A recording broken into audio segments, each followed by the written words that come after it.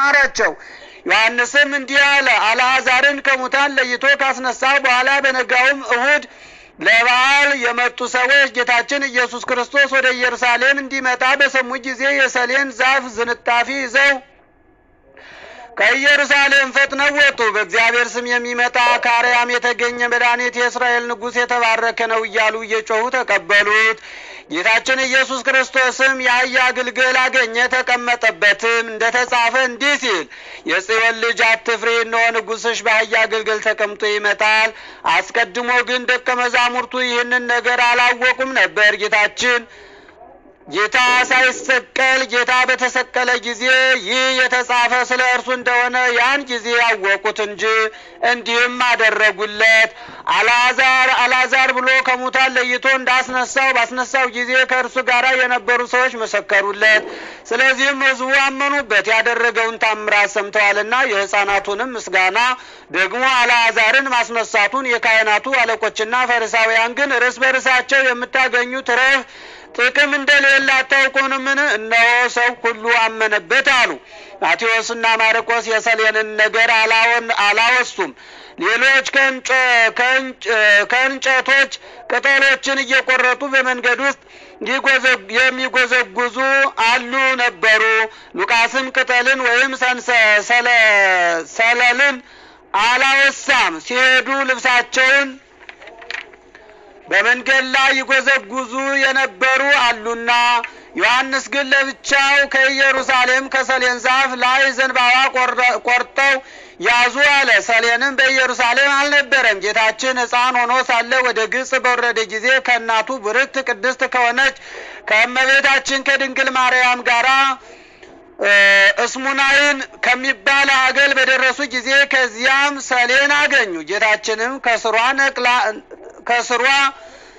ተነቅላ ሂዳ በደብረ ዘይት ላይ እንድትተከል አዘዛት። ያን ጊዜም ወደ አየር ወጥታ በረረች። ሄዳም በዚያ በደብረ ዘይት ተተከለች። ከእርሷም ወስደው የክብር ባለቤት ጌታችን ኢየሱስ ክርስቶስን ተቀበሉት። ጌታችንም የሆሳዕናን ዑደት በአሳየ ጊዜ የአይሁድ ወገን ቅንዓት ይዟቸው በሚገድሉት ገንዘብ ምክንያት ፈለጉ። ለእርሱም ምስጋና ይሁን፣ በእኛም ላይ ይቅርታውና ቸርነቱ ይደረግልን ለዘላለሙ አሜን። ሰላም ለእርገትከ ወለአትከ ማይከላ ኢየሱስ ክርስቶስ በተጽዕኖ እድገት ምስለ እዋላ ኢየሩሳሌም አሚሃ እያይመረት መዋዕለ ሳህላ ሀገርኒ ተሃውከት ኩላ መኑ ውእቱ ኪያከ ቢላ። ወበዛቲ ዕለት አይረፈ አብ ቅዱስ መንፈሳዊ አባ ቄርሎስ ኤጲስቆጶስ ዘኢየሩሳሌም። በዚህችም ዕለት የከበረው መንፈሳዊ አባት የኢየሩሳሌም ኤጲስቆጶስ አባ ቄርሎስ አረፈ። ይህም አባት የቤተ ክርስቲያንን ትምህርት በመማር ያደገና እጅግ አዋቂ ምሁር ነው ሆነ።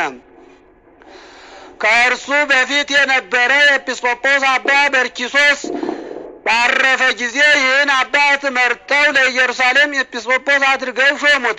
በተሾመም ጊዜ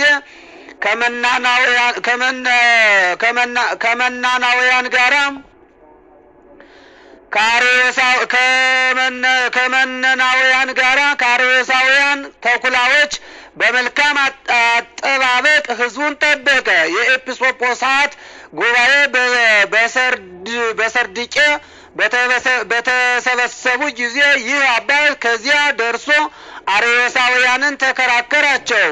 ምላሽ አሳጥቶ መውግዞ አሳደዳቸው።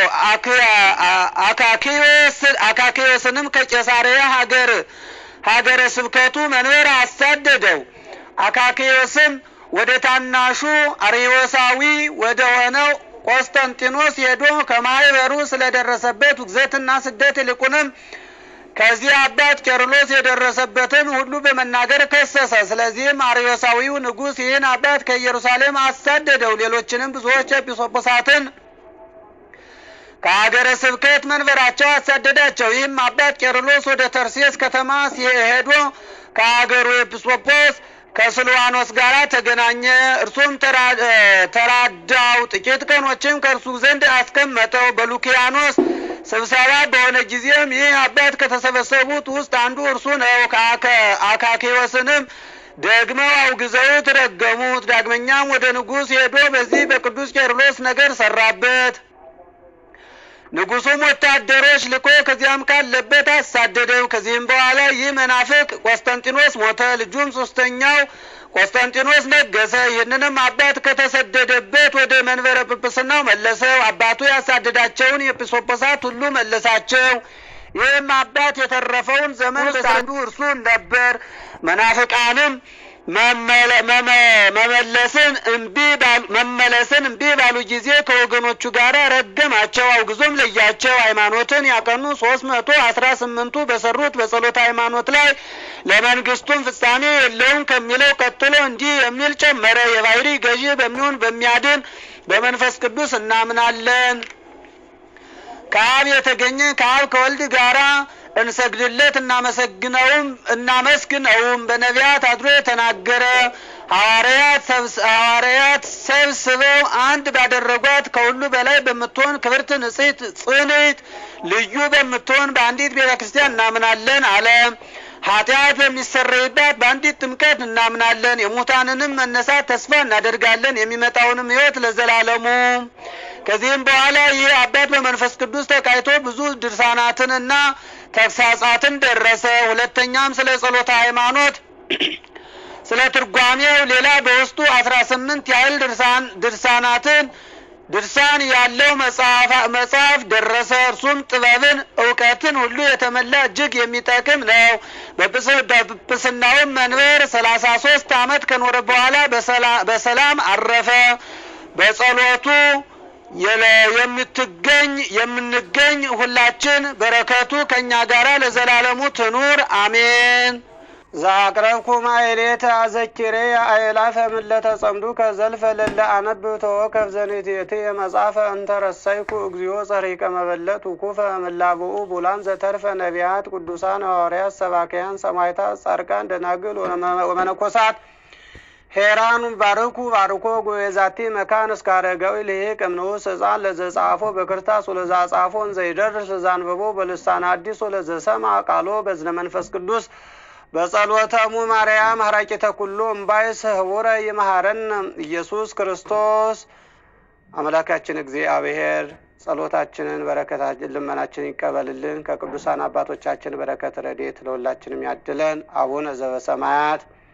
አቡነ ዘበሰማያት ይትቀደስ ስምከ ትምጻእ መንግሥትከ ወይኩን ፈቃድከ በከመ በሰማይ ከማሁ በምድር ሲሳየነ ዘለለ ዕለትነ ሀበነ ዮም ንኅድግ ለዘአበሰ ለነ ኢታብአነ እግዚኦ ውስተ መንሱት አላ አድኅነነ ወባልሐነ እምኩሉ እኩይ ስመ ዚአከ ይእቲ መንግሥት ኃይል ወስብሐት ለዓለመ ዓለም። በሰላመ ቅዱስ ገብርኤል መልአክ ኦግዝእትየ ማርያም ሰላም እለኪ ድንግል በህሊናኪ ወድንግል በሥጋኪ እመእግዚአብሔር ጸባኦት ሰላም እለኪ ቡርክት አንቲ እምአንስት ወቡሩክ ፍሬ ከርስኪ ተፈሥሒ ፍሥሕት ኦ ምልዕተ ጸጋ እግዚአብሔር ምስሌኪ ሳህሊ ወጸልይ ምህረተ አፍቁር ወልድኪ ኢየሱስ ክርስቶስ ከመ ይስረይ ለነ ኃጣውኢነ።